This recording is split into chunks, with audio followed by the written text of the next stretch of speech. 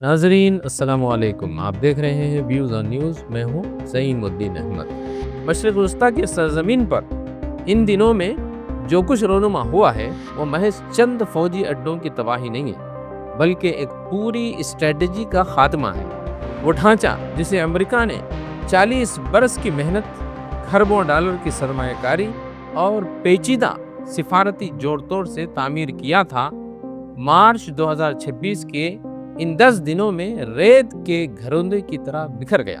ایران اور امریکہ اسرائیل کے مابین جاری براہ راست جنگ نے ثابت کر دیا ہے کہ ناقابل تسخیر سمجھے جانے والے قلعے بھی ایک دن زمین بوس ہو جاتے ہیں۔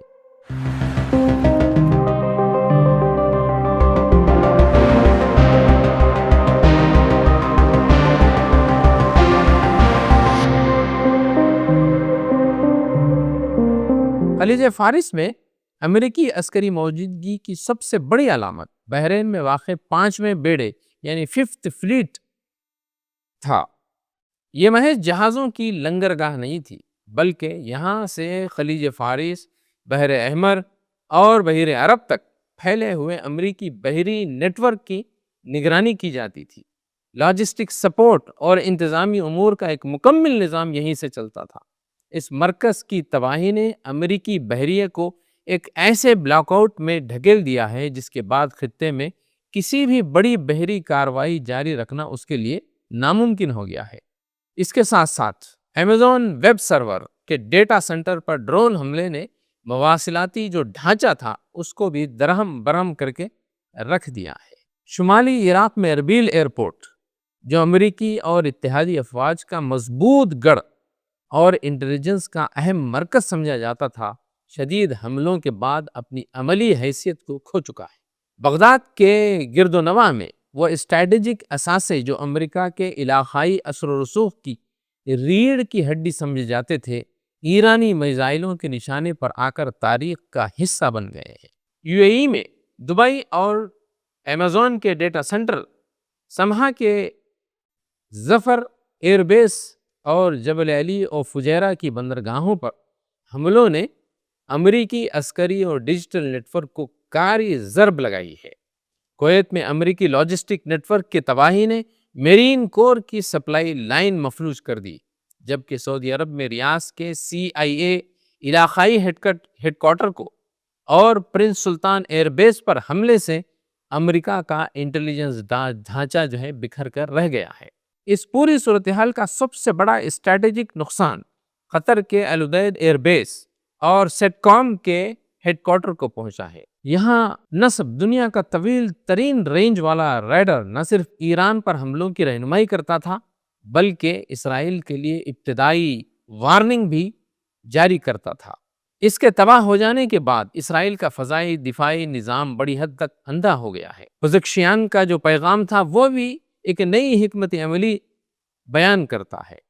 ایرانی صدر کا یہ اعلان کہ پڑوسی ممالک پر حملے بند رہیں گے بشرطے کہ ان کی زمین ایران کے خلاف استعمال نہ ہو، دراصل خلیجی ریاستوں کو ایک صریح پیغام بھی ہے کہ علاقے میں امریکی فوجی اڈوں کی بحالی اب برداشت نہیں کی جائے گی۔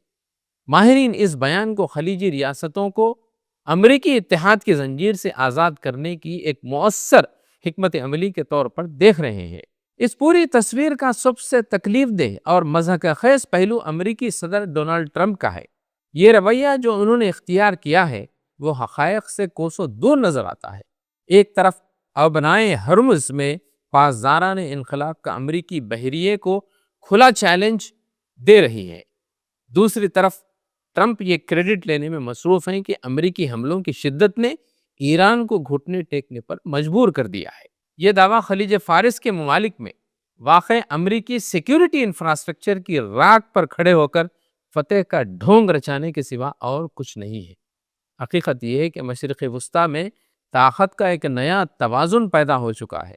وہ امریکی بالادستی جس پر پورے خطے کی ریاستوں نے اپنی خارجہ پالیسی بنائے رکھی تھی، اب خصے پارینہ بنتی دکھائی دے رہی ہے۔ تاریخ کا پہیہ آگے بڑھ چکا ہے اور آنے والے دنوں میں خطے کا ایک نیا نقشہ ہوگا۔ یہ سوال اب دنیا کی ہر بڑی کونسل میں زیر بحث ہے۔ اسی بیچ ایران نے اپنے نئے رہبر معظم کا انتخاب بھی کر لیا ہے۔ لوگ اسے انتخاب کہتے ہیں، لیکن حقیقت میں یہ کشف ہے۔ یہ انتخاب اور کشف میں کیا فرق ہے، اس کی چھوٹی سی ایک مثال یہاں پر دوں گا۔ اس مسئلے پر بزرگ مفکرین اور فقہا نے گفتگو بھی کی، بالخصوص آیت اللہ جوادی عاملی اور مرحوم آیت اللہ حسن زادہ عاملی کا نظریہ یہ ہے کہ مجلس خبرگان کا کام انتخاب نہیں بلکہ کشف ہے۔ اب انتخاب اور کشف میں کیا فرق ہے اس کو جان لیجئے۔ انتخاب یعنی سلیکشن۔ انتخاب کا مطلب یہ ہے کہ مجلس خبرگان کے اراکین اپنی مرضی سے کسی بھی فقیہ کو ووٹ دے کر ولی فقیہ بنا دیں، یعنی جس شخص کو زیادہ ووٹ مل جائیں وہ اس منصب پر فائز ہو جائے گا۔ اس تصور کے مطابق گویا مجلس خبرگان خود کسی کو اس مقام پر مقرر کرتی ہے۔ اب دوسری چیز ہے کشف یعنی ڈسکوری۔ اس کے برعکس کشف کا نظریہ یہ کہتا ہے کہ ولی فقیہ کو مجلس خبرگان پیدا یا مقرر نہیں کرتے، بلکہ وہ پہلے سے موجود ایک اہل فقیہ کو پہچانتی اور ظاہر کرتی ہے۔ یعنی مجلس خبرگان یہ دیکھتی ہے کہ موجودہ فقہاء میں سے کون شخص زیادہ علم والا، زیادہ شجیع اور زیادہ مدبر ہے، زیادہ سیاسی بصیرت رکھنے والا ہے اور اسلامی معاشرے کی قیادت کے لیے سب سے زیادہ اہل ہے۔ پھر وہ اس شخص کو بطور ولی فقیہ اعلان کر دیتی ہے۔ اس کو ایک سادہ مثال سے سمجھا جا سکتا ہے، جیسے رؤیت ہلال کمیٹی چاند دیکھنے کے لیے بیٹھتی ہے۔ وہ لوگ مل کر چاند کو منتخب نہیں کرتے بلکہ اس کا کشف کرتے ہیں۔ اگر چاند نظر آ جائے تو وہ صرف اس کا اعلان کر دیتے ہیں۔ چاند کے نکلنے میں ان کا کوئی کردار نہیں ہوتا، وہ پہلے سے موجود ہوتا ہے، انہوں نے صرف اس کو دیکھا اور ظاہر کیا۔ اسی طرح اس نظریے کے مطابق ولی فقیہ بھی الہی نظام میں پہلے سے موجود ایک صالح فقیہ ہوتا ہے، اور مجلس خبرگان کا کام صرف یہ ہے کہ اس شخص کو کشف کر کے امت کے سامنے اس کا اعلان کر دے۔